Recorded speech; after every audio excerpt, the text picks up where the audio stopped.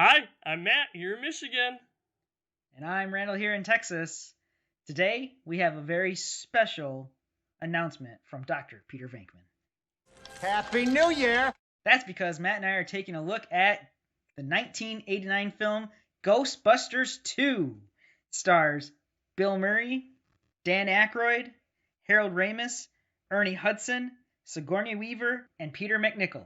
It is directed by Ivan Reitman, who also directed 1984's Ghostbuster, which we have a review of. Go check that out. Stripes, Kindergarten Cop, Evolution. He's also a producer on the 2016 Ghostbuster and the upcoming sequel film Ghostbuster Afterlife. In Ghostbusters 2, the gang investigates strange encounters involving Dana Barrett's child Oscar. They discover a river of slime that's feeding off of people's bad energy in New York City, and it powers the manifestation of a 16th century tyrant, Vigo the Carpathian. It had a $30 to $40 million budget and earned more than $215 million at the box office, but when adjusted for inflation, that's about a $63 to $84 million budget and $451 million box office. That sounds like a lot of money, but by studio standards, they considered this movie a financial failure. Ghostbusters 2 received generally negative reviews from critics, but audiences were a bit more positive about this movie. Randall, this is a movie you and I have enjoyed since childhood. What do you think about Ghostbusters 2 now? I still like Ghostbusters 2. Now, as a grown-up, I've learned to appreciate Ghostbusters a lot more versus a kid. But when I was a kid, when we were kids, and we were given an option of which one to watch, it was Ghostbusters 2. It has all of the fun slime and the colors and all of the extra special effects, which are so often derided. But judging by today's standards, this is a successful sequel.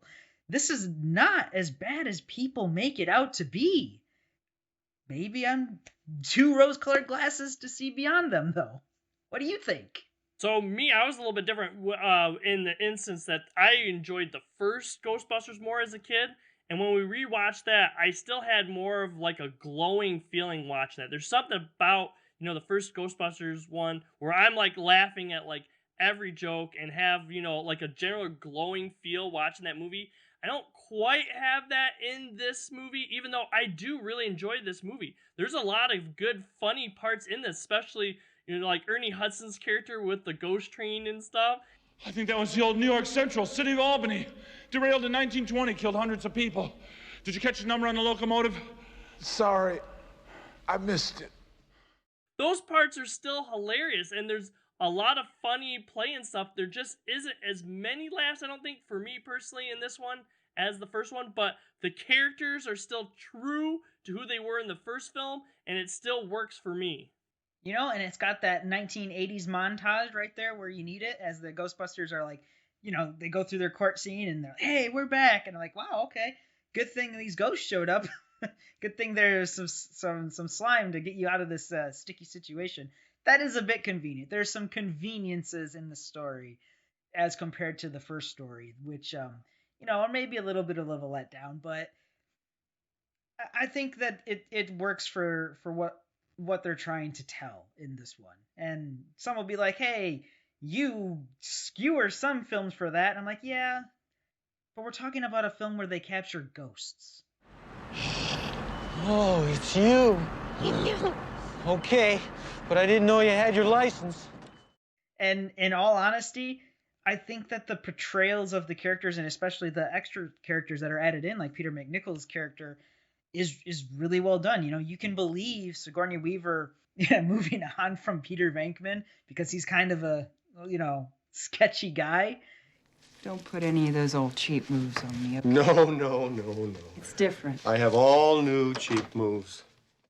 You can believe that, and you can believe her as a mother, and you can believe, Rick Moranis in this has grown a lot, and that Annie Potts has grown a lot. I think they did a really good job and lots of justice to a lot of the characters in this film.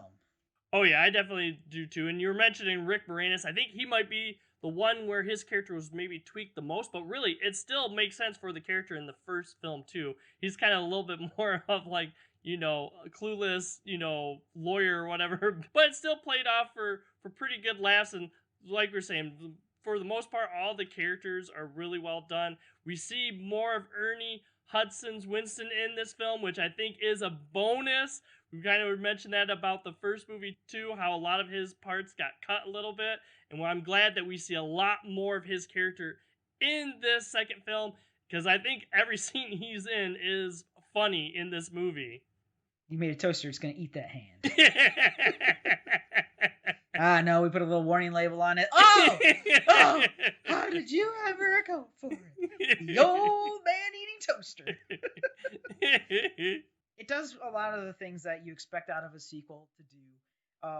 It gets bigger and more elaborate. You have the whole thing with the Statue of Liberty and what the slime can do when it's positively charged versus negatively charged. Everything's bigger in this film than the first one. And that's kind of what you, as a moviegoer, usually expect out of a sequel. That's your Aliens to your Alien. The original's a great classic film, and the second one just goes crazy and elevates it. Comedy-wise, does this elevate the original? No. But everything else gets picked up. Yeah, I think this is one of those movies that suffered from a lot of time in between the two movies to kind of build up higher expectations for the sequels from both audiences and the studios at the time. Because Ghostbusters 1 was such a big financial success. I mean, we're talking global phenomenon here. So it's really hard to kind of back that up. It's rare that, films, like the sequel in a film can actually meet the expectations set by the first one or even surpass it. So I do think people harsh this movie maybe a little bit too more in connection to the first one. And yes, I do understand some of the criticisms. A lot of people think that this movie, at least story beats, is a little bit too similar to the first movie as opposed to taking it in different directions and stuff. But no, I still enjoy this movie, even if I don't enjoy it quite as much as the first Ghostbusters. I think the point that I need to get across in our conclusion or coming out here is just, I think people were probably a little bit too harsh on this when it came out. Like you pointed out, there were expectations, and it's the same with Ghostbusters 2016, although the more I watch it, the more I'm like, oh boy, that's not going to hold up over time. It's so hard to live up to an absolute classic in the original Ghostbusters. And I think Ghostbusters 2 does a pretty good job in retrospect. Oh yeah, I agree. This is definitely a movie to go check out if you haven't already. I mean, if you haven't checked out where have you been kind of thing. All right, suck in the guts, guys. We're the Ghostbusters. Ghostbusters is a classic. Ghostbusters 2 isn't far off. You should check it out if you haven't. Let us know what you guys think about Ghostbusters 2 in the comments below. If you like our review, be sure to give us a thumbs up. Also, be sure to subscribe and ring that bell to get notified about our latest videos. Our new videos come out every Monday and Thursday. We also have a Facebook page. Be sure to check that out. We will put a post the day before our videos come out to let you know the topic of our next video. For now, I'm Matt, here in Michigan. Happy New Year, everyone. And I'm Randall here in Texas. Everyone have a safe 2021. Next time on No Market Media.